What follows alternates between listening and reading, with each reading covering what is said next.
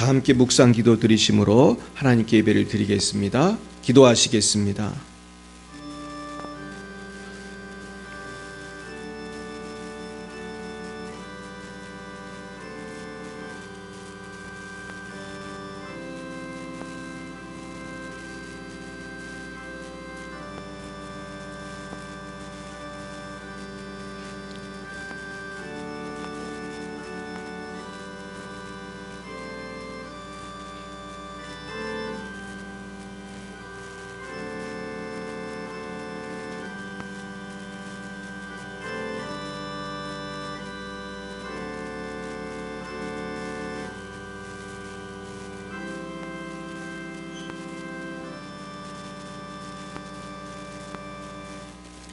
내가 받은 것을 먼저 너희에게 전하였노니 이는 성경대로 그리스도께서 우리 죄를 위하여 죽으시고 장사 지낸 바 되셨다가 성경대로 사흘 만에 다시 살아나사 게바에게 보이시고 후에 12 제자에게와 그 후에 500여 형제에게 일시에 보이셨나니 그 중에 지금까지 대다수는 살아있고 어떤 사람은 잠들었으며 그 후에 야고보에게 보이셨으며 그 후에 모든 사도에게와 맨 나중에 만삭되지 못하여 난 자 같은 내게도 보이셨느니라.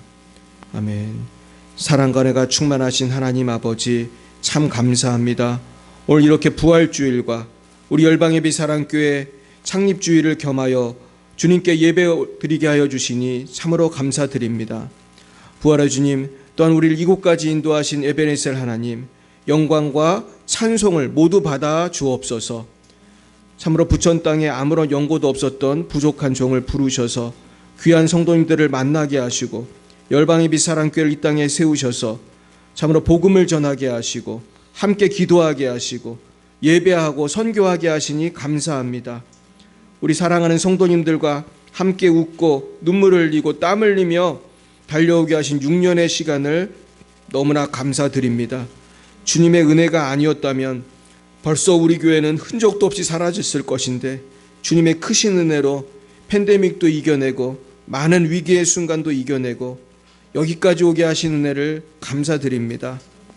또한 주님의 부활의 날 우리가 주님의 부활을 찬양합니다. 주님, 이 죄인들을 구원하시기 위하여 십자가에서 죽으시고 부활하심으로 죄와 사망을 이기시고 주님이 하나님의 아들이시고 우리의 구원의 소망이 되심을 온 천하에 알게 하여 주심을 감사합니다. 그러나 저희들 이 귀한 구원을 받았음에도 불구하고 감사치도 아니하고 날마다 불평, 불만, 두려움, 불신앙으로 지낼 때도 얼마나 많았는지 알 수 없습니다. 주님, 저희들을 모두 용서해 주시고 이제는 예수님 안에 있는 부활의 소망 하나만 가져도 우리에게는 아무것도 부족함이 없음을 깨닫게 하옵시고 범사에 감사하고 항상 기뻐하고 쉬지 말고 기도하는 우리 모든 성도님들과 우리 열방의 빛 사랑교회가 되게 하여 주옵소서.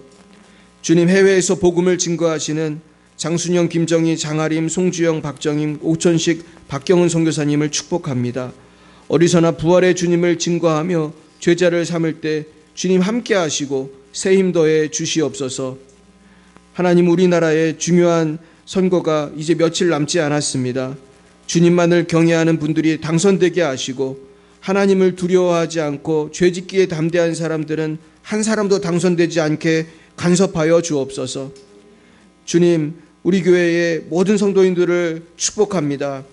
지금까지 이름도 빛도 없이 우리 열방의 빛사랑교회를 섬기고 위하여 기도하고 헌신하며 여기까지 오신 분들에게 하늘의 놀라운 복과 땅의 기름진 복으로 놀랍게 복내려 주시옵소서.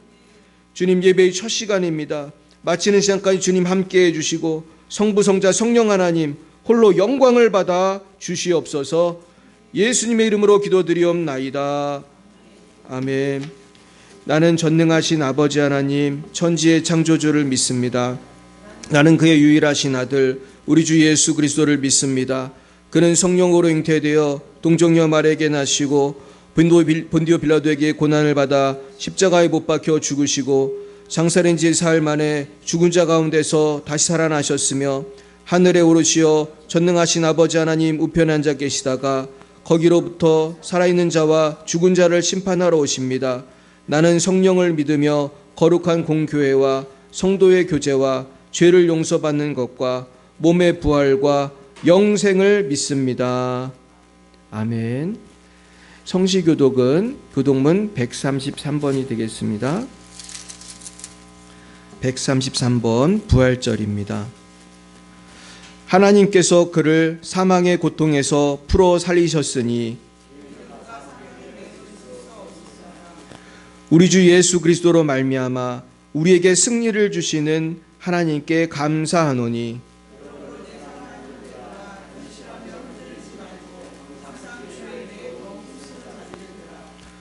이 말을 할 때 예수께서 친히 그들 가운데 서서 이르시되 너희에게 평강이 있을지어다 하시니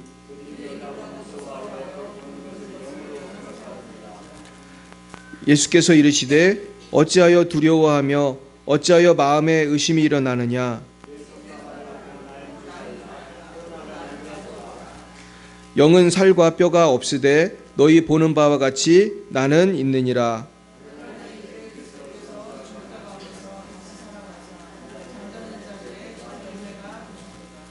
예수께서 이르시되 나는 부활이요 생명이니 나를 믿는 자는 죽어도 살겠고 무릇 살아서 나를 믿는 자는 영원히 죽지 아니하리니 이것을 내가 믿느냐. 주는 그리스도시요 세상에 오시는 하나님의 아들이신 줄 내가 믿나이다. 아멘. 찬송가 171장으로 하나님께 영광 올려드리겠습니다.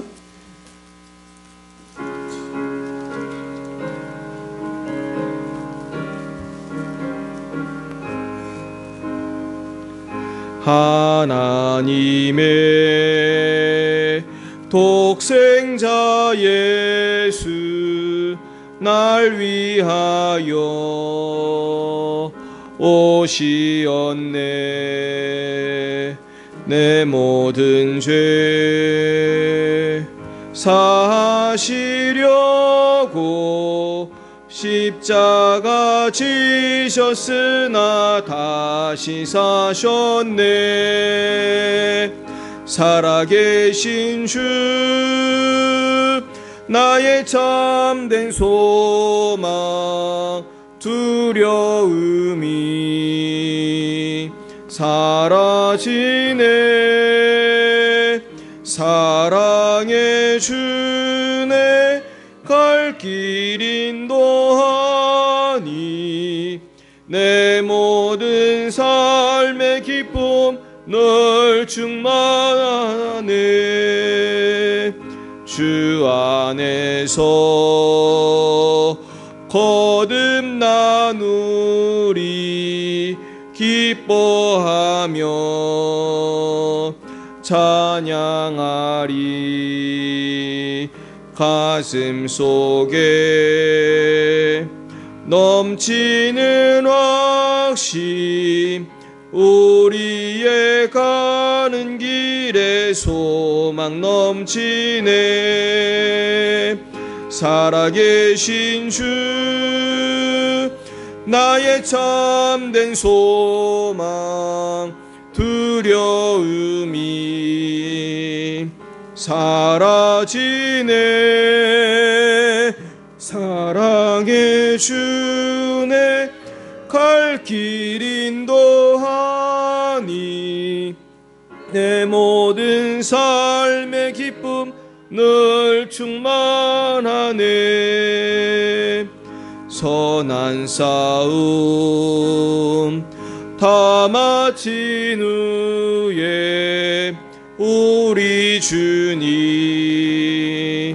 배우리라. 사망 권세 다 물리치고 주님이 다스리니 영광 넘치네. 살아계신 주 나의 참된 소망 두려움이 사라지네. 사랑의 주네 갈 길 인도하니 내 모든 삶의 기쁨 늘 충만하네. 이 시간 예배를 위하여 곽영민 청년 기도 인도해 주시겠습니다.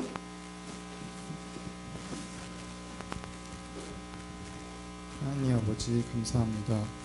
오늘 부활절을 맞아 좀 더 주님의 사랑을 묵상하게 하시니 감사합니다. 저희의 어리석고 미련한 마음이 예수님의 놀라우신 십자가 사랑을 향하여 변화되기 원합니다. 겸손하시고 사랑 많으신 주님, 주님을 바라봅니다. 흠 많고 죄 많은 저희들을 사랑하여 주시고 구원하시고자 이 땅에서 큰 멸시와 고통을 기꺼이 받으신 예수님의 그 크신 사랑을 바라봅니다.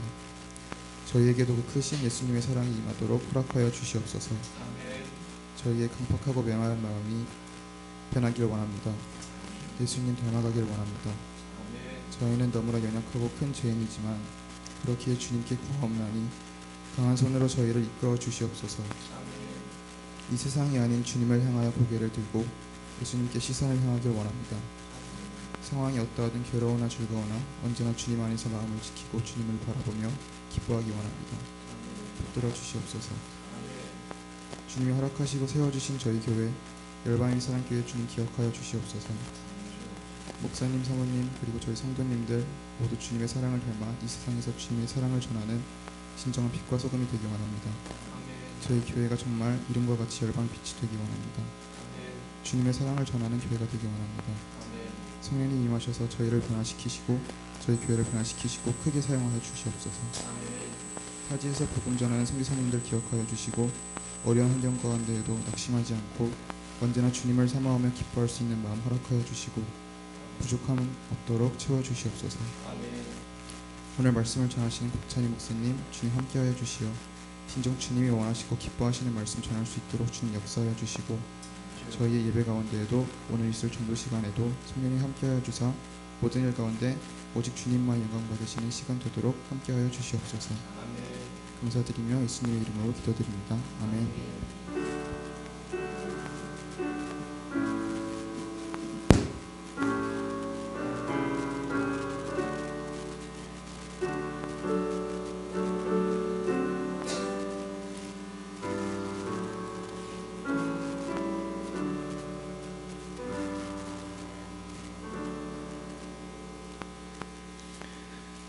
감사합니다. 참 우리 교회가 설립될 당시에 우리 영민이가 중학생이었는데 중학생 때부터 방송을 했어요. 이게 대학생이 됐는데 얼마나 감사한지 알 수 없어요. 우리 박수 한번 하겠습니다. 네, 우리가 이 시간에는 성찬식을 하겠습니다.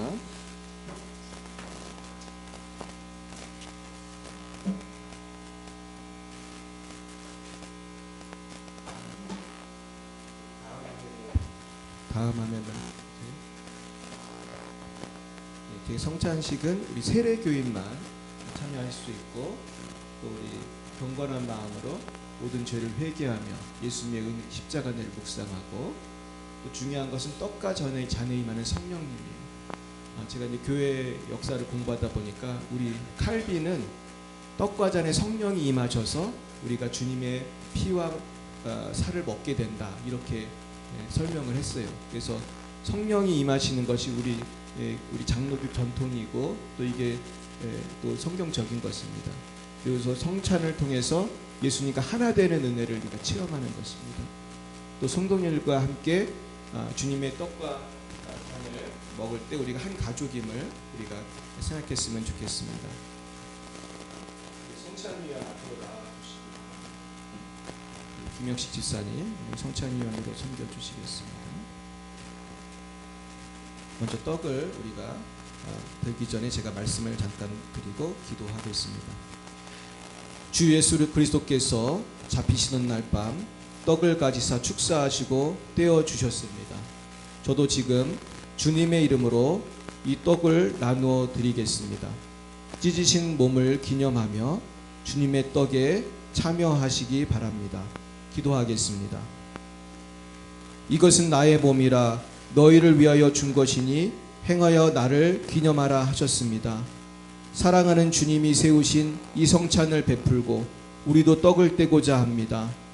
주님, 우리가 그리스도의 찢기신 몸을 분별하게 하시고 우리들이 나누는 이 떡이 영생의 떡이 되게 하여 주옵소서. 예수님 이름으로 기도드립니다. 아멘.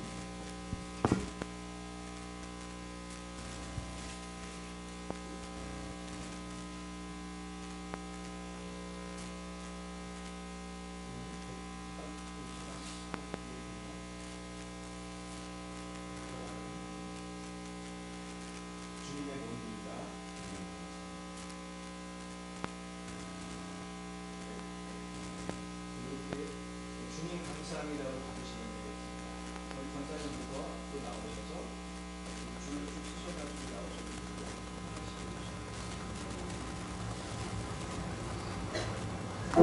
지금 퇴장하시면 되겠습니다.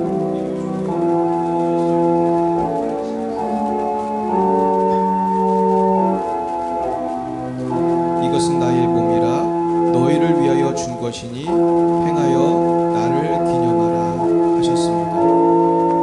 시간에 주님의 찢기신 몸을 생각하며 주님의 떡에 참여하겠습니다. 네, 천천히 하셔도 됩니다. 이것은 나의 몸이라 너희를 위하여 준 것이니 행하여 나를 기념하라.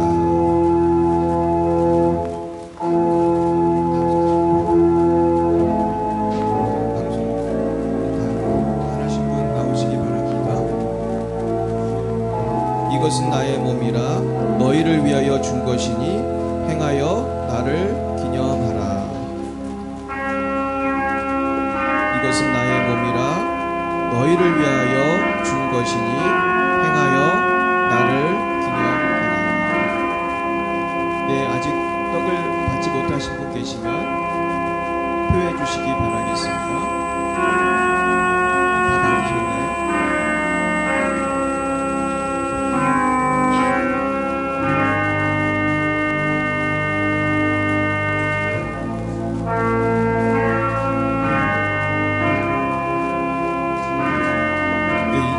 식후에 주께서 잔을 가지사 축사하신 후 이 잔은 나의 피로 세운 새 언약이니 많은 사람의 죄사함을 위하여 흘림이라 하셨습니다. 우리가 이 잔을 받을 때 합당하게 믿음으로 언약의 축복이 새로워지기를 바랍니다. 예수님의 부여를 믿음으로 받으시기를 축복합니다. 기도하겠습니다. 거룩하신 주님, 저희가 이제 주의 잔을 나누려 합니다. 주께서 십자가에서 흘려주신 갈보리의 보혈이 우리로 영생에 이르게 하옵소서. 오늘 이 잔을 마신 자마다 영생하게 하옵시고 한 명도 남김없이 부활하게 하여 주옵소서. 주님의 사랑 본받아 서로 사랑하게 하시고 우리의 잔이 언제나 넘치게 하옵소서. 우리의 더러운 죄는 이 보혈로 깨끗이 씻기게 하여 주시고 의로운 하나님의 자녀로 살아가게 하여 주시옵소서. 예수님 이름으로 간절히 기도드렸사옵나이다. 아멘. 이게 또 마찬가지로 주님의 부혈입니다 하시면 주님 감사합니다로 받으시겠습니다.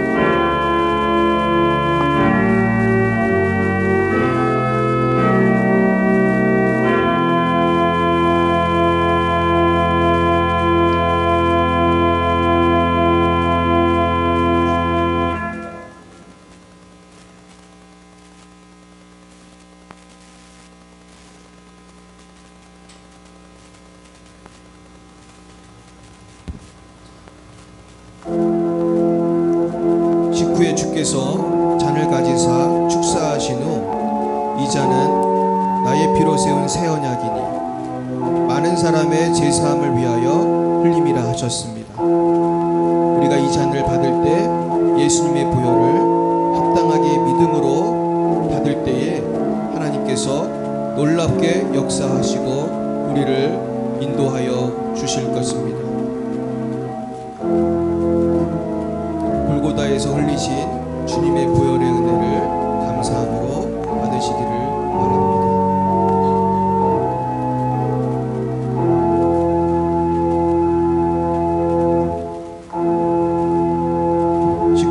주께서 잔을 가지사 축사하시고 이자는 나의 피로 세운 새 언약이니 많은 사람의 제사함을 위하여 흘림이라 하셨습니다. 이 시간 이 잔을 받을 때에 주님의 보혈을, 갈보리의 보혈을 감사하며 그 보혈로 내가 죄사함 받은 것을 감사하며 믿음으로 받겠습니다. 직후에 주께서 잔을 가지사 축사하시니 이 잔은 나의 피로 세운 새 언약이니 많은 사람의 제사함을 위하여 흘림이라고 하셨습니다. 이 잔을 받을 때에 믿음으로 언약의 축복이 새로워지기를 바랍니다. 주께서 십자가에서 흘리신 보혈을 생각하며 믿음으로 잔을 받으시기 바랍니다. 직후에 주께서 잔을 가지사 축사하신 후 이 잔은 나의 피로 세운 새 언약이니 많은 사람의 제사함을 위하여 흘림이라 하셨습니다. 잔을 받지 못하신 분 계십니까?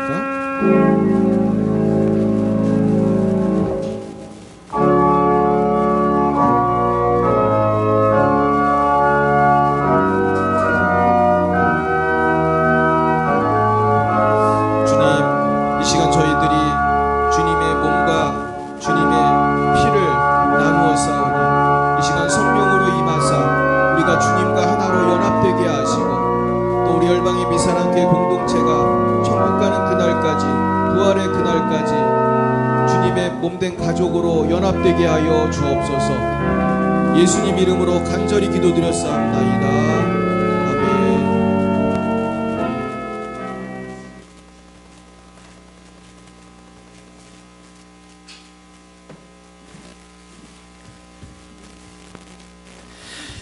네, 우리 하나님의 말씀을 보겠습니다. 하나님 말씀은 고린도전서 15장 1절입니다. 우리 15장 전체가 사실은 부활에 대한 말씀인데요. 너무 길어서 조금 부분적으로 읽어보도록 하겠습니다. 고린도전서 15장 먼저 1절부터 조금 길지만 34절까지 우리 교독하시겠습니다. 281쪽 고린도전서 신약성경 281쪽입니다. 고린도전서 15장 1절에서 34절이 되겠습니다. 제가 1절을 받들어 읽겠습니다. 형제들아, 내가 너희에게 전한 복음을 너희에게 알게 하노니 이는 너희가 받은 것이요 또 그 가운데 선 것이라.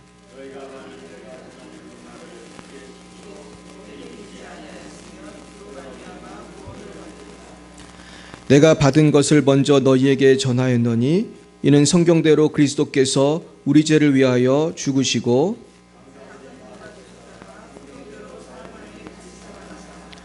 게바에게 보이시고 후에 12 제자에게와 그 후에 500의 형제에게 일시에 보이셨나니 그 중에 지금까지 대다수는 살아있고 어떤 사람은 잠들었으며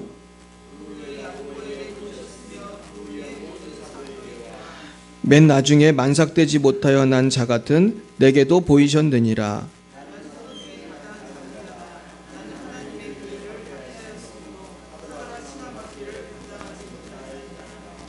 그러나 내가 나된 것은 하나님의 은혜로 된 것이니 내게 주신 그의 은혜가 헛되지 아니하여 내가 모든 사도보다 더 많이 수고했으나 내가 한 것이 아니요 오직 나와 함께 하신 하나님의 은혜로라.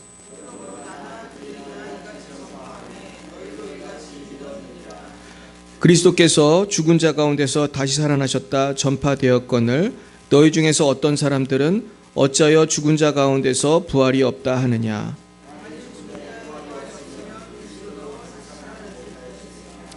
그리스도께서 만일 다시 살아나지 못하셨으면 우리가 전파하는 것도 헛것이요 또 너희 믿음도 헛것이며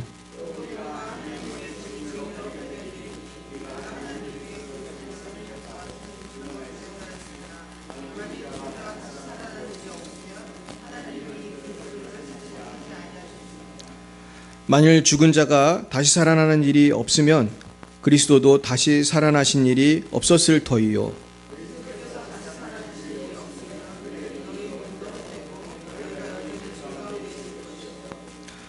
또한 그리스도 안에서 잠자는 자도 망하였으리니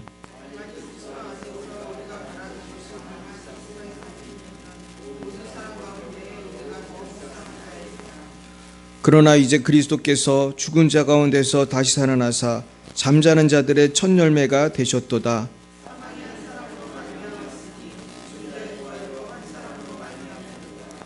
아담 안에서 모든 사람이 죽은 것 같이 그리스도 안에서 모든 사람이 삶을 얻으리라.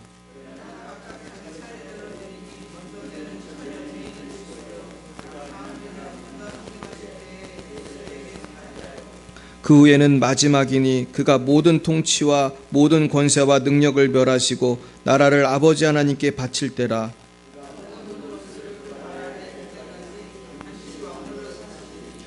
맨 나중에 멸망받을 원수는 사망이니라.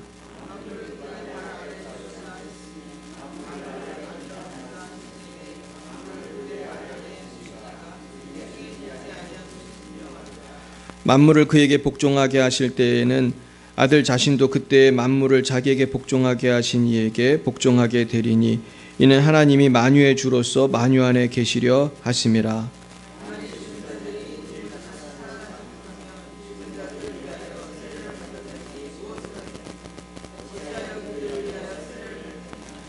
또 어찌하여 우리가 언제나 위험을 무릅쓰리요.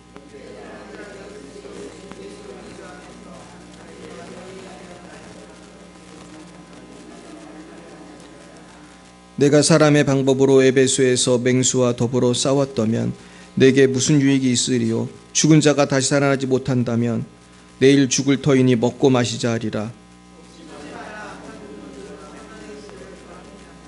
깨어 의를 행하고 죄를 짓지 말라. 하나님을 알지 못하는 자가 있기로 내가 너희를 부끄럽게 하기 위하여 말하노라.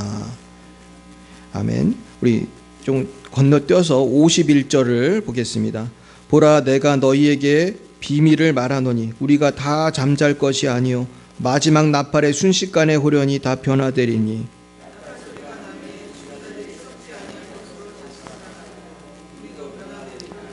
이 썩을 것이 반드시 썩지 아니할 것을 입겠고 이 죽을 것이 죽지 아니함을 입으리로다.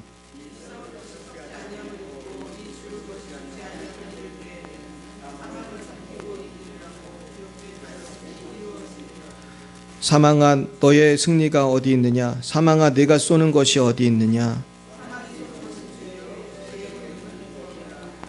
우리 주 예수 그리스도로 말미암아 우리에게 승리를 주신 하나님께 감사하노니 그러므로 내 사랑하는 형제들아, 견실하며 흔들리지 말고 항상 주의 일에 더욱 힘쓰는 자들이 되라. 이는 너희 수고가 주 안에 헛되지 않은 줄 알미라. 아멘. 자, 기도하겠습니다. 주님, 이 귀한 날, 이 귀한 말씀 주셔서 감사합니다. 우리도 부활의 소망 가운데 결코 낙심치 않는 주님의 자녀가 되게 하여 주옵소서. 예수님 이름으로 기도했습니다. 아멘. 네, 오늘은 예수 부활의 복음이라는 제목으로 하나님의 말씀을 증거하겠습니다. 먼저 이 말씀을 듣기 전에 제가 오늘 리스트로벨이라는 그 목사님의 강의를 한 9분 정도 되는데 꼭 소개를 해주고 싶었습니다. 제가 여러분들에게 또 이렇게 보내드렸는데 리스트로벨 목사님은 그 유명한 예일 법대를 나오시고 거기서 이제 법조인으로 사신 건 아니지만 그 시카고 트리뷴이라는 유명한 그러한 신문사에서 기자로 일하고 있었어요. 근데 이분은 예수를 안 믿는 사람이었는데 어떤 계기로 해서 그 부인이 예수를 믿게 되고 부인이 예수 믿는 게 불만인 이분은 기독교가 거짓임을 증명하려고 부활을 조사하기 시작했습니다. 법학을 공부했고 또 기자 출신이니까 전 세계 유명한 학자들 자유롭게 만나면서 기사를 쓰듯이 조사를 했어요. 근데 결국은 이분이 1981년으로 제가 기억하는데 그날 그분은 예수의 부활이 사실한 걸 인정할 수밖에 없었고 예수님을 영접하게 됩니다. 그래서 이분이 나중에 유명한 목사님이 되셨어요. 또 제가 옛날에 시카고에 살 때 가는 데마다 리스트로벨 얘기를 해가지고 도대체 리스트로벨이 누구야 내가 그랬는데 한국에 와 보니까 예수는 역사다라는 영화가 나왔어요. 그래서 그 영화를 유튜브에서 치시면 전체가 다 무료로 볼 수 있어요. 그래서 예수는 역사다도 보시고 참 오늘 하나님께서 참 오늘 큰 은혜 주실 줄 믿습니다. 오늘 저희 변호사님도 한 번 오셨는데 오늘 정말로 이 리스트로벨의 그 강의는 마치 법조인이 그 어떤 정확한 증거를 얘기하듯이 굉장히 논리정연하거든요. 그래서 한번 들으면 굉장히 머리가 시원해지는 그런 강의입니다. 우리 한번 이 강의를 잘 들으시고 필요한 사항을 좀 필기하시면서 들으면 참 도움이 될 것 같습니다. 같이 한번 보시겠습니다. Easter is coming up, right? You ready for Easter? It's next month. Yeah. So Easter begins with the letter E. So I'm going to use 4 words that begin with the letter E to summarize the evidence for the resurrection. The first E stands for execution, that Jesus was truly dead after being crucified. I used to think as an atheist, well, maybe he survived, and maybe the cool, damp air of the tomb revived him. And so that's not a resurrection, that's just a resuscitation. That's what I thought. But I looked at the evidence. What did I find? Number one, we have no evidence anywhere of anyone ever surviving a full Roman crucifixion. Secondly, most of what we accept as being true from the ancient world is based, when you get down to it, to one source of information, or maybe 2 sources of information. And yet for the death of Jesus, his execution by crucifixion, we not only have multiple first century accounts in the New Testament, we've got 5 ancient sources outside the Bible for his execution. Then the Journal of the American Medical Association, a secular, scientific, peer-reviewed medical journal, carried an investigation into the death of Jesus, and this was their conclusion, quote, "Clearly, the weight of the historical and medical evidence indicates that Jesus was dead even before the wound to his side was inflicted." I mean, you could go to an atheist New Testament scholar like Gerd Ludemann of Vanderbilt, and he'll tell you this, quote, "Jesus' death as a consequence of crucifixion is indisputable." That's the atheist scholar speaking. So the first E is execution. Jesus was dead. The second E stands for the word early.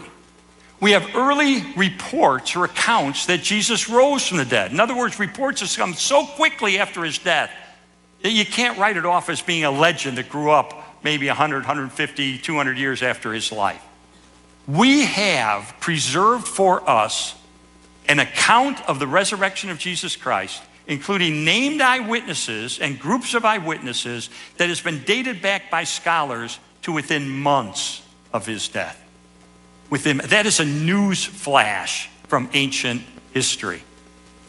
When you consider the first 2 biographies of Alexander the Great by Arrian and Plutarch, written 400 years after his life, and they're generally considered reliable, this goes back within months. Historians drool over this stuff. So we have early reports. We've also got reports in Matthew, Mark, Luke, and John, the book of Acts, that all date back right there to the 1st century. They were circulating during the lifetimes of Jesus' contemporaries, who would have been all too happy to point out the errors if they were making this stuff up. So got an execution. Jesus was dead. The third E stands for the word empty. We have an empty tomb. The historical record tells us that Jesus' body was placed in a tomb belonging to Joseph of Arimathea, member of the Jewish council. It's sealed. Matthew tells us it's guarded, and yet it's discovered empty that first Easter morning. Now, I could go on all night for all the historical data that convinces us the tomb was empty, but I'm just going to give you one fact, because to me this is conclusive. Even the enemies of Jesus admitted that the tomb was empty. How do we know? Because we know from sources inside and outside the New Testament that when the disciples began proclaiming that Jesus had risen, what the enemies of Jesus said was, the disciples stole the body. Now think about that. What is that? That's a cover story. They're implicitly admitting the tomb is empty. They're trying to explain how it got empty. You see what I mean? So implicitly or explicitly, the followers of Jesus, the enemies of Jesus, everybody in the 1st century was conceding that the tomb was empty. That's not the question of history. The question of history is, how did it get empty? And you go through the usual list of suspects. The Romans weren't about to steal the body. They wanted Jesus dead. The religious leaders of the day weren't about to steal the body. They wanted Jesus to stay dead. The disciples weren't about to steal the body. They didn't have the motive. They didn't have the means, and they didn't have the opportunity. In fact, I found 7 ancient sources, 6 of them outside the Bible, that confirm that the disciples lived lives of deprivation and suffering as a result of their proclamation that Jesus had risen from the dead. They were willing clearly to die for this conviction. Why? Because someone told them in Sunday school class that Jesus had risen? No, because they were there. They talked to him, they touched him, they ate with them. Of all human beings who've ever lived, they knew the truth for sure. They were there. And knowing the truth, they were willing to suffer and even to die for it. That tells me something about the depth of their conviction. And then finally, the fourth word that begins with the letter E is the word eyewitnesses. Not only was Jesus' tomb discovered empty, but over a period of time, he appears alive in a dozen different instances to more than 515 people. To skeptics and doubters, as well as to believers. To men, to women, to groups, to individuals, indoors, outdoors, daytime, nighttime. They touched them, they talked with them, they ate with them. I mean, think about this. Remember I said earlier, when we look at ancient history, there are things that we believe happened in ancient history. We're convinced they did. And when you get down to it, it's based on one source, or maybe two sources. And yet, for the conviction of the disciples that they encountered the resurrected Jesus, we have no fewer than 9 ancient sources, inside and outside the New Testament, confirming and corroborating the conviction of the disciples that they encountered the risen Christ. Friends, that is an avalanche of historical data. But how convincing is this? Does it only convince evangelical Christians that Jesus rose from the dead? Well, let me tell you about a guy. When I was an atheist and a student at Yale Law School, my hero was a guy who was identified in the Guinness Book of World Records as the most successful lawyer on the planet. This guy, as a defense attorney, won 245 murder trials in a row, either before the jury or on appeal. Unbelievable. Nobody's ever done that. He's in the Guinness Book of World Records, the most successful lawyer who ever lived. And like me, he was a skeptic about the resurrection. And you think about it. Here's a guy that knows what constitutes reliable evidence, right? Here's a guy who's used to taking what looks like an airtight case against his client and finding all the loopholes, all the problems with that. He was knighted twice by Queen Elizabeth, and he was appointed the Supreme Court of his land. Well, one day, somebody came up to him and said, Sir Lionel, you're the greatest lawyer who's ever lived. Have you ever taken your monumental legal skills and applied it to the historical record for the resurrection of Jesus and come to an informed conclusion about whether he really returned from the dead? And he said, no, I haven't, but I will. And so he spent years researching it through his legal expertise. And I'll recite to you one sentence he wrote that summarized his conclusion. Quote, I say unequivocally that the evidence for the resurrection of Jesus Christ is so overwhelming that it compels acceptance by proof, which leaves absolutely no room for doubt. This from the most successful lawyer in the world. I came to the same conclusion on November the 8th of 1981, after my wife became a Christian and I tried to rescue her from this cult by disproving the resurrection. I spent 2 years of my life using my journalism training and legal training to investigate the evidence, and I came to the same conclusion. And then I read a verse, John 1:12. Interesting verse. It says, yet to as many as received him, to them he gave the right to become children of God, even to those who believe in his name. And I noticed that verse forms an equation of what it means to become a child of God. I believe, based on the data of history, that Jesus claimed to be the Son of God. Get it? I believe it. It's not enough. It's not enough. I had to receive what? Receive this free gift of forgiveness and eternal life that Jesus purchased for me on the cross when he died as my substitute to pay for all of my sin. And when I would receive this free gift of his grace, then I would become a child of God. And so I got on my knees and I poured out a confession of a lifetime of immorality that would absolutely curl your hair. And at that moment, I received complete and total forgiveness through Jesus Christ, and I became a child of God.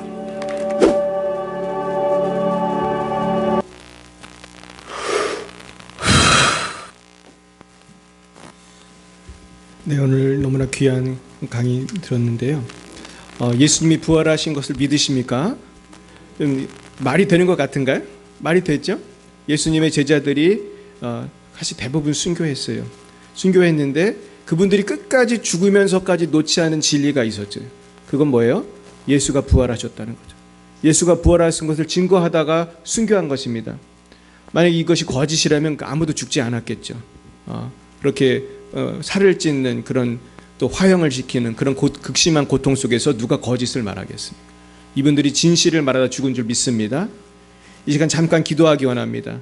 이 시간에 혹시 나는 아직까지 예수의 부활을 믿지 않았는데 오늘 예수님의 부활을 믿고 예수를 영접하시기 원하시는 분 계시면은 같이 기도했으면 좋겠어요. 그리고 혹시 이 방송을 보시는 분들이 어디 계시든지 이 시간에 예수님의 부활이 사실이라는 것을 깨닫고 오늘 목사님 말씀하신 것처럼 예수님 영접하기 원하신다면은 이 시간 예수님을 영접하기 원합니다. 왜냐하면 예수님을 영접하지 않으면 그 사실은 나와 아무 상관이 없지만 예수를 영접할 때 성령님이 여러분에게 임하실 것입니다. 예수님이 여러분에게 들어가실 것입니다. 이제 예수님을 영접하시기 원하시는 분은 잠깐 오른손을 들어주시기 바랍니다. 네, 잠깐 기도하겠습니다. 제 기도를 따라서 기도해 주십시오. 주 예수님, 나는 주님을 믿고 싶습니다.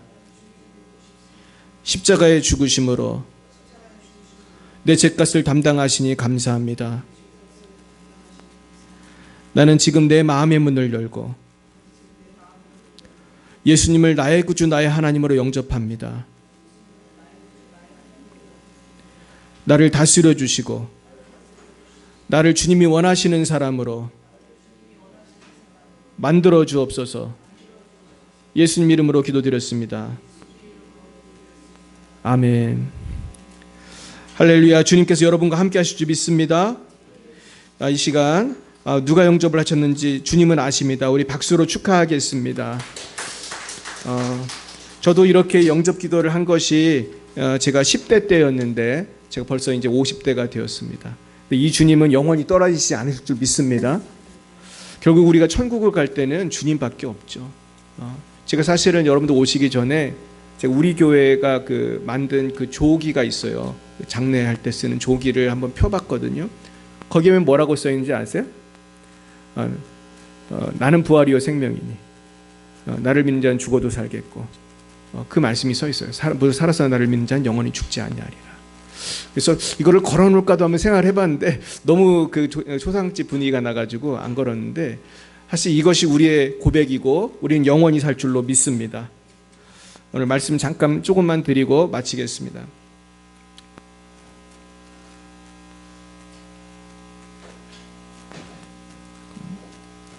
네. 자, 오늘 읽은 본문을 제가 이제 간단하게 설명하라고 마치겠는데요. 자, 우리 한번 1, 2절 읽어봅니다. 형제들아, 내가 너에게 전한 복음을 너에게 알게 하노니 이는 너희가 받은 것이요 또 그 가운데 선 것이라. 너희가 만일 내가 전한 그 말을 굳게 지키고 헛되이 믿지 아니하였으면 그로 말미암아 구원을 받으리라. 네, 이것이 바로 예수의 부활의 복음이에요. 그 말을 굳게 지키고 헛되이 믿지 아니하였으면, 진실로 믿었으면 진실로 믿는 자는 구원을 받을 줄 믿습니다. 그리고 3, 4절 같이 읽겠습니다. 내가 받은 것을 먼저 너에게 전하였노니 이는 성경대로 그리스도께서 우리 죄를 위하여 죽으시고 장사 지낸 바 되셨다가 성경대로 사흘 만에 다시 살아나사. 자, 이제 5절부터는 예수님의 부활을 본 사람의 이름이 나옵니다. 아까 그 목사님 말씀하신 이름이 나와요. 5, 6절 읽어봅니다. 게바에게 보이시고 후에 12제자에게와 그 후에 500여 형제에게 일시에 보이셨나니 그 중에 지금까지 대다수는 살아있고 어떤 사람은 잠들었으며. 자, 이 게바는 누구신가요? 아이고 잠깐만 제가 참 5, 6절이 지금 여기 성경을 보시기 바랍니다. 네, 베드로에게 받고 12제자가 받고 500여 형제가 받습니다. 네, 그 다음 보겠습니다. 그 후에 야고보에게 보이셨으며 그 후에 모든 사도에게와 맨 나중에 만삭되지 못하여 난 자 같은 내게도 보이셨느니라. 나는 사도 중에 가장 작은 자라. 나는 하나님의 교회를 박해하였으므로 사도라 칭함 받기를 감당하지 못할 자니라. 네, 제가 아까 그 말씀 사이에 또 더 참고할 걸 많이 넣었는데 지금 시간이 없어서 여기부터 그냥 가겠습니다. 자, 야고보라고 되어 있습니다. 이 야고보는 예수님의 제자일 가능성도 있지만 저는 예수님이 제자가 아니라 예수님의 형제 야고보라고 생각해요. 왜냐하면 아까 12제자가 5절에서 언급이 됐기 때문에 이분은 예수님의 동생 야고보일 가능성이 크고, 그 후에 모든 사도라고 나와 있는데, 이 모든 사도라는 말은 사실 12제자 외에도 더 사도라고 불리는 분들이 있었어요. 그 중에 성경에 명확히 나온 분은 바나바입니다. 바나바를 사도라고 성경은 기록하고 있고, 디도도 사도라고 기억하고 있어요. 그러니까 예수님의 아주 측근 같은, 그렇게 예수님을 12제자처럼 따르던 분들에게도 보이셨습니다. 그리고 맨 나중에는 이분은 누굴까요? 이분은 바로 사도 바울이죠. 사도 바울에게는 맨 나중에 부활의 주님이 다메섹 도상으로 다니면서 예수 믿는 사람을 잡으러 갈 때 나타나셨습니다. 자, 그랬는데 10절 11절, 그러나 내가 나된 것은 하나님으로 된 것이니 내게 주신 그의 은혜가 헛되지 아니하여 내가 모든 사도보다 더 많이 수고하였으나 내가 한 것이 아니요 오직 나와 함께 하신 하나님의 은혜로라. 그러므로 나나 그들이나 이같이 전파하며 너희도 이같이 믿었느니라. 그렇습니다. 만약에 어떤 사람이 곽찬희 목사가 죽었는데 다시 부활한 걸 봤다고 누가 얘기를 한다고 생각해 보시죠. 그 본 사람은 뭐 신화조 권사와 김현순 집사였다, 누가 그렇게 말을 했다면은 이게 법적으로 효과가 있을 것 같아요, 없을 것 같아요? 변호사님, 효과가 있나요? 증인이 2명 있으면은 법적으로 어떤 효과가 있나요? 증언을 하면, 네, 변호사님 말이니까 믿어야 돼요. 우리는 증인이 나와서 말하면 효과가 있는 거죠. 근데 증인이 500명이 넘게 얘기했다면 어떻게 되겠습니까? 이건 확실할 수밖에 없는 거잖아요. 그래서 이 얼마나 놀라운 일이에요. 우리가 전도를 좀 담대하게 하시길 축복해요. 우린 증거가 있어요.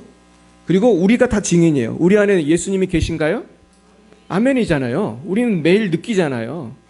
조용기 목사님 설교 시간에 그러더라고. 예수가 부활한 증거가 뭐냐? 나는 매일 주님과 대화합니다. 그러더라고요. 나는 매일 주님과 대화합니다. 성령으로 우리는 부활의 주님을 만나는 거거든요. 성령의 이름이 뭐예요? 예수 그리스도의 영이잖아요. 그리스도의 영. 우리는 성령 안에서 주님을 매일 만나요. 할렐루야.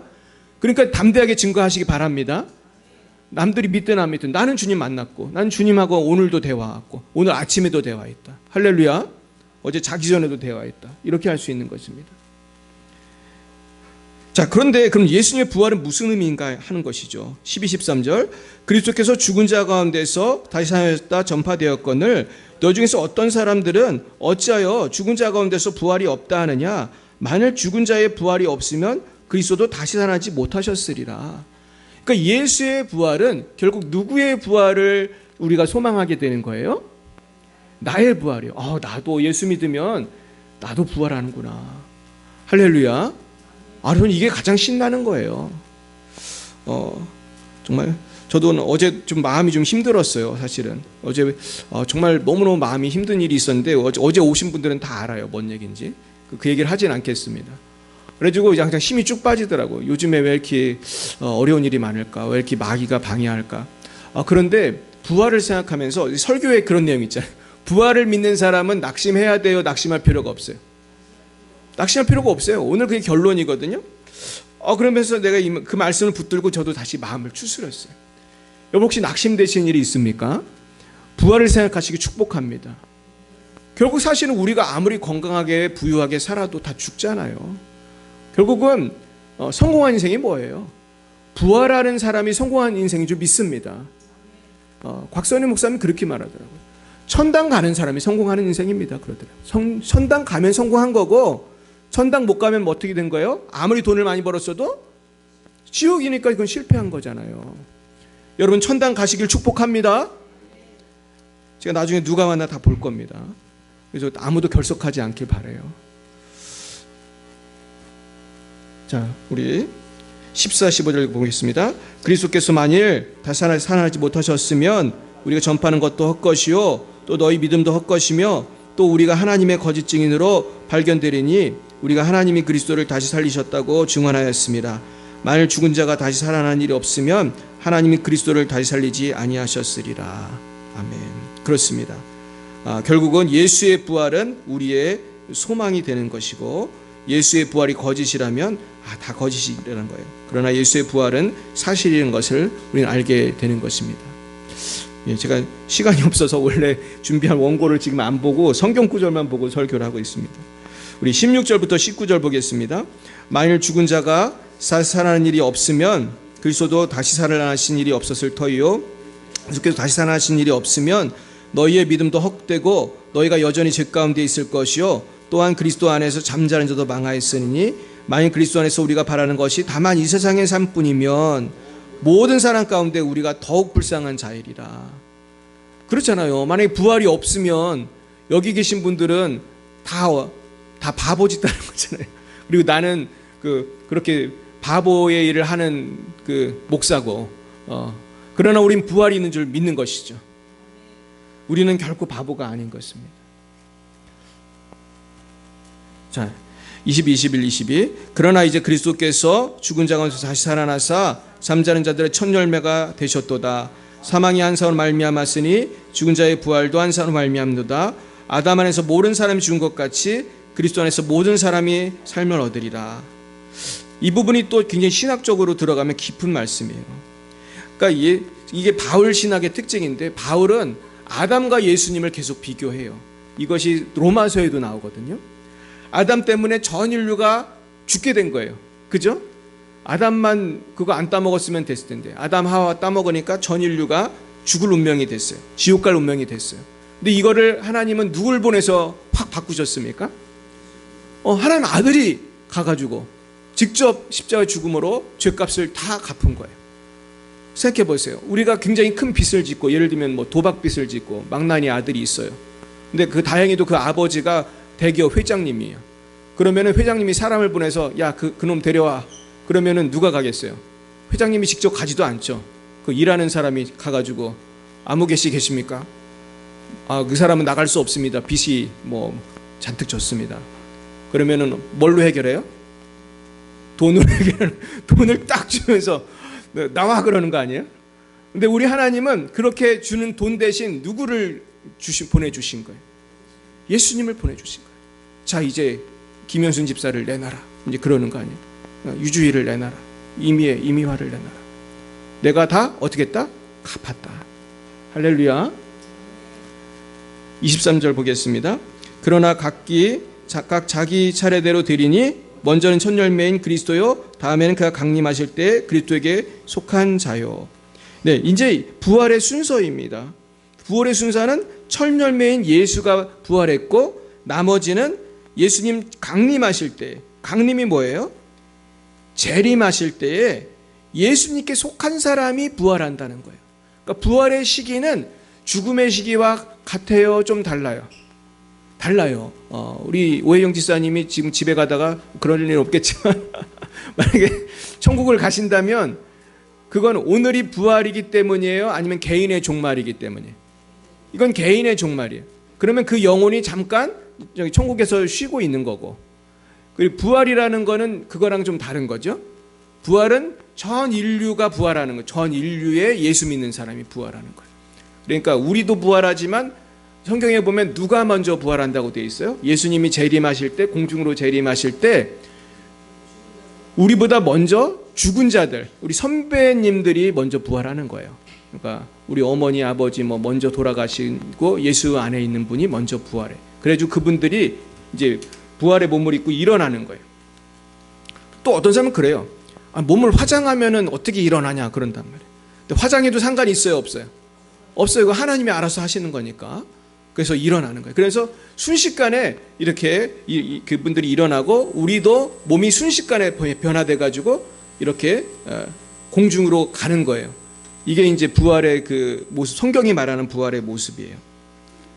자, 그래서 좀 넘어가겠습니다. 자, 그래서 결국 바울은 우리가 부활이 있기 때문에 위험도 무릅쓰고 순교도 각오한다는 거예요. 그래서 나는 날마다 죽노라. 그래서 사도 바울은 뭐라고 했냐면, 형제들아, 내가 그리스도 예수 우리 주 안에서 가진 바 너희에게 대한 나의 자랑을 두고 단언하노니 나는 날마다 죽노라. 그러니까 그 부활의 소망이 있기 때문에 나는 매일 어려움을 감수할 수가 있다는 것입니다. 자, 그리고 32절에 보시면 에베소에서는 맹수와 더불어 싸웠다고 표현을 했습니다. 예, 이것이 어떤 분은 에베소에서 당한 핍박을 말한다고 그렇게 말하고 있습니다. 그러면서 34절 보겠습니다. 깨어 의를 행하고 죄를 짓지 말라. 하나님을 알지 못하는 자가 있기로 내가 너희를 부끄럽게 하기 위하여 말하노라. 그러니까 예수 믿는 사람, 부활의 소망 있는 사람은 어떻게 해야 된다는 거예요? 의를 행하고 죄를 짓지 말아야 한다는 것입니다. 죄를 짓지 말아야 한다는 거예요. 자, 그러면서 이제 부활의 이제 정말 모습이 나옵니다. 51, 53 시작. 보라, 내가 너희에게 비밀을 말하노니 우리가 다 잠잘 것이 아니요 마지막 나팔에 순식간에 홀연히 다 변화되리니 나팔 소리가 나매 죽은 자들이 썩지 아니할 것으로 다시 살아나고 우리도 변화되리라. 이 썩을 것이 반드시 썩지 아니함을 썩지 않음을 입겠고 이 죽을 것이 죽지 않음을 입으리로다. 이 썩을 것을 썩지 아니함을 입고 이 죽을 것이 죽지 않음을 입을 때에는 사망을 삼키고 이기리라고 기록된 말씀이 이루어지리라. 그러니까 부활은 죽음을 이기는 것이고 죽음을 이기는 사건이 주님의 놀라운 재림 시간에 있는 것입니다. 자, 그래서 이 부분은 이사야 성경에 보면 사망을 영원히 멸하실 것이다 이렇게 표현되었고, 호세아에서는 사망아 내 재앙이 어디 있느냐, 스올아 내 멸망이 어디 있느냐 이렇게 표현됐습니다. 결국 죽음 자체가 멸망할 날이 온다는 것입니다. 이것을 고린도전서에서는 이렇게 표현한 것입니다. 55, 56절 사망아 너의 승리가 어디 있느냐, 사망아 내가 쏘는 것이 어디 있느냐, 사망이 쏘는 것은 죄요 죄의 권능은 율법이라. 그러니까 사망이 부활을 이길 수가 없는 거예요. 부활은 사망을 이긴 거예요. 얼마나 놀랍습니까? 자, 그래서 이 부활은 이런 영적인 의미가 있어요. 읽어봅니다. 우리를 거스르고 불리하게 하는 법조문으로 쓴 증거를 지우시고 제하여 버리사 십자가에 못 박으시고 통치자들과 권세들을 무력화하여 드러내어 구형거리로 삼으시고 십자가로 그들을 이기셨느니라. 이제 부활 소망 있는 사람은 율법의 노예가 아닌 것입니다. 우리는 율법이 더 이상 우리를 정죄할 수가 없는 것입니다. 할렐루야. 십자가로 마귀를 이긴 것입니다. 오늘의 결론 읽어봅니다. 우리 주 예수 그리스도로 말미암아 우리에게 승리를 주신 하나님께 감사하노니 그러므로 내 사랑하는 형제들아 견실하며 흔들리지 말고 항상 주의 일에 더욱 힘쓰는 자들이 되라. 이는 너희 수고가 주 안에서 헛되지 않은 줄 알미라. 네, 58절만 다시 읽어봅니다. 그러므로 내 사랑하는 형제들아 견실하며 흔들리지 말고 항상 주의 일에 더욱 힘쓰는 자들이 되라. 이는 너희 수고가 주 안에서 헛되지 않은 줄 알미라. 아멘. 여러분, 여러분의 수고가 헛되지 않습니다. 아멘이신가요? 저는 오늘 말씀을 준비하면서 하나님께서 감동을 주시는 것은 제가 6년 전에 우리 교회를 개척할 때가 생각이 났어요. 우리 교회 개척할 때 2018년이었죠. 2018년도부터 나오신 분 손 들어보세요. 네, 할렐루야. 하나, 둘, 셋, 넷. 네, 우리 식구들. 네, 우리 한번 박수 한번 하겠습니다. 우리 2018년부터 여기까지 오신 분들은 정말 대단한 분들이에요. 그러니까 지금 우리 식구들 빼니까 몇 분 손 들었어요? 네 분, 온유 집사님도 쳐야 되나? 그때 안 나오셨나요? 우리 교회 안 나왔었잖아요. 온유 집사님까지 5분. 그러니까 5분 빼고는 다 이게 새로 나오셨는데 얼마나 감사한지 알 수 없어요. 근데 제가 참 그때 제 인생에서 제일 힘들 때거든요. 내가 정말 주님을 위해서 내가 정직하게 살았을 때 축복을 받은 것이 아니라 굉장히 큰 핍박을 받았어요.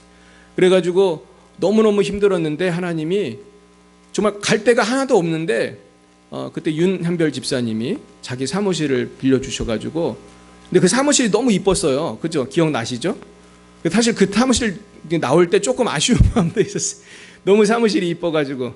근데 우리 이 사무실하고 또 다르잖아요. 예배당은 여기는 마음껏 예배할 수 있는 곳이기 때문에. 그래서 정말 하나님은 그 사이에 얼마나 많이 우리에게 복을 주셨는지 알 수 없어요.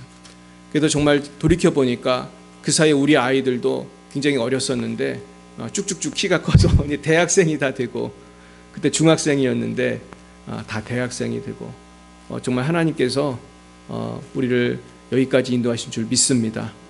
우리 에베네셀이 하나님을 찬양합니다. 근데 보니까 우리 권사님들은 그대로인 것 같아요. 하나도 늙지를 않으셨어요. 얼마나 놀라운지. 더 젊어지신 것 같아요.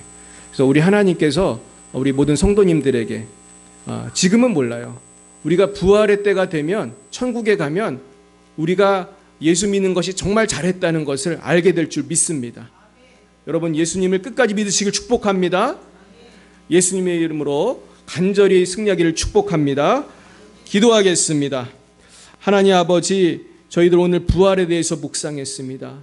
결국 예수님의 부활은 우리의 부활로 연결될 줄 믿사오니 그때까지 어떤 어려움이 있더라도 포기하지 않는 우리 사랑하는 성도님들 다 되게 하시고, 특별히 우리 열방예비 사랑교회를 이 땅에 세워주신 주님, 우리 교회가 지금은 너무나 미약합니다.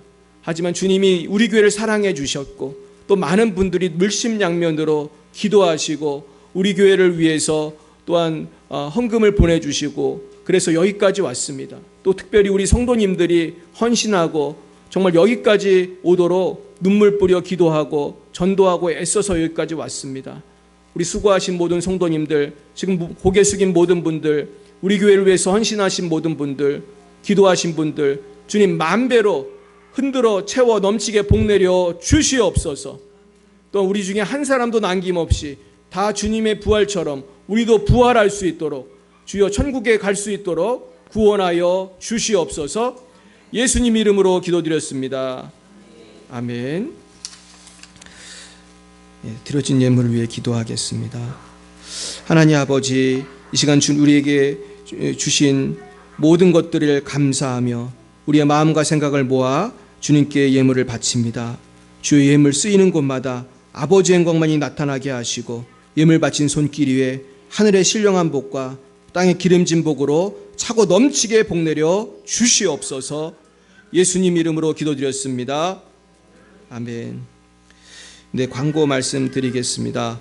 먼저 우리 소식란을 봐주세요.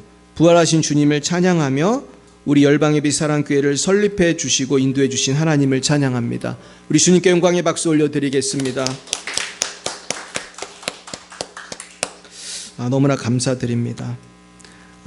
제가 사실은 우리 교회 개척할 당시에 그 주변에 있던 개척교회들이 사라진 교회들이 벌써 몇 개가 있어요. 우리 교회가 이렇게 유지되는 것 자체가 은혜인 줄 믿습니다. 하나님께서 지켜주셨어요. 그리고 그동안 우리 교회를 위해 애쓰신 모든 성도님들께 깊은 감사를 드리고 주님의 이름으로 여러분들을 축복합니다. 큰 복을 받으실 줄 믿습니다. 그리고 식사 교제 후에는 모두 같이 우리 공원에 가서 찬송가를 부르고 복음을 전하겠습니다. 그리고 오늘 식사는 정말 많은 분들이 협력을 해주셨어요. 처음에는 이제 우리 이영순 권사님이 국도 끓여주시고 맛있는 반찬을 많이 해오셨는데, 또 우리 이미화 권사님이 맛있는 전을 또 오늘 사오셨고, 이미혜 권사님도 갈비찜을 또 해오셨고, 또 뭐가 있죠? 신하종 권사님이 떡을 또 준비해 주셨고, 그래서 너무나 모든 분들이 감사드립니다. 우리 같이 한번 박수 한번 하겠습니다. 자, 감사드리고요. 그리고 다음 주 4월 7일에는 연합 순모임 대신 순별 순모임을 하겠습니다. 요즘에 자꾸 연합 모임만 있어서 순별 모임이 없었는데, 그래서 다음 주에는 순별 모임을 준비해 오시면 좋겠고요. 저는 또 그날 제가 어느 교회에 가서 제가 또 기도를 해야 되는 그런 순서를 맡아서 저는 오후에는 우리 사모랑 같이 가야 됩니다. 그래서 다음 주에는 그렇게 순별 순모임이라는 것을 기억해 주셨으면 좋겠습니다. 네, 우리 다 함께 일어나셔서 나는 주를 섬기는 것에 후회가 없습니다. 같이 찬양하겠습니다.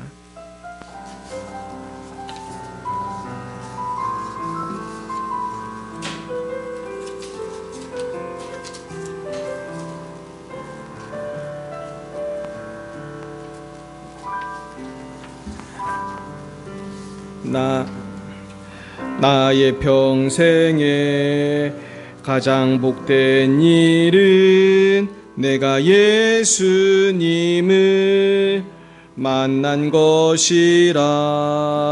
나의 평생에 가장 잘한 일은 내가 예수님을 주로 섬긴 것이라.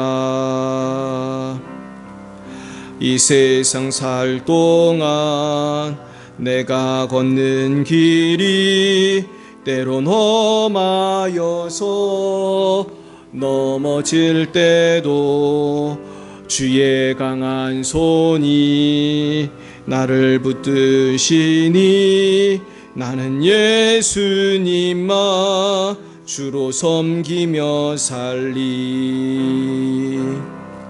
나는 주를 섬기는 것에 후회가 없습니다. 내가 걸어온 모든 시간 다 주의 은혜니 내가 걸어갈 모든 날도 주만 섬기며 살리. 오직 예수 이름 부르며 살아가리라. 이것이 나의 간증이요 이것이 나의 찬송일세. 나 사는 동안 끊임없이 구주를 찬송하리로다.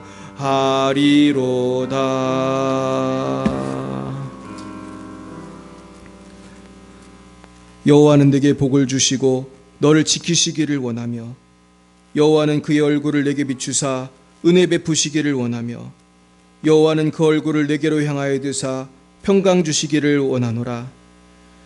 지금은 살아계신 주 예수 그리스도의 구속의 은혜와 하나님 아버지의 놀라우신 사랑하심과 성령의 교통하심이 날마다 부활의 소망을 가지고 믿음으로 살아가기로 결단하는 살아가는 죄자들 머리 위에와 6주년을 맞이한 우리 열방예비 사랑교회와 성도님들 머리 위에 이제와 영원뭉토록 함께하옵시기를 간절히 축원하옵나이다.